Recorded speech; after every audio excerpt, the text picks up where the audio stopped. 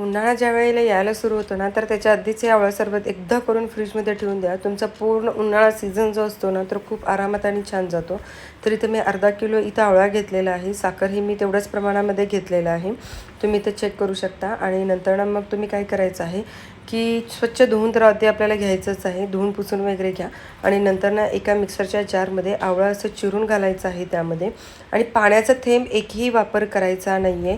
अजून एकदा सांगते, एक थेंबही पाण्याचा वापर करायचा नाही आहे. जास्त दिवस जर टिकवायचं असेल तर पाणी अजिबात यूज करू नका. नंतर मग मी इथे छान असं बारीक त्याची पेस्ट करून घेतली. आणि नंतर ना एका कापडामध्ये घालून ना की त्याचं रस करून घ्यायचा आहे. रस काढून घेतले की त्या रसामध्येच आपल्याला की हे साखर घालायचं आहे. एक पॅन घ्या, गरम छान असं त्याला करून घ्या. आणि नंतर ना त्यामध्ये पाणी असायला नको याची फक्त आपल्याला काळजी घ्यायची आहे. जे आपलं मेजरमेंट घेतलेलं आहे तेवढं साखर घ्यायचं आहे. नंतर ना त्यामध्ये आपल्याला घालायचं आहे जे आपलं आहे ते आवळ्याचं रस घालायचं आहे. नंतर असंच हे शिजू द्यायचं आहे. शिजल्यावर ते त्यामध्ये थोडंसं जिरे पावडर टाका, थोडंसं मीठ टाका. काळं मीठ असेल तर खूप उत्तम आहे.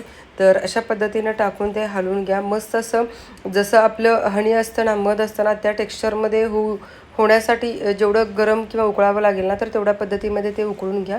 आणि नंतर हे अशा पद्धतीनं गाळून घ्या. आणि हे एका एअरटाईट काचेच्या बरणीमध्ये भरून ठेवा. मस्त असं आपलं आवळा सरबत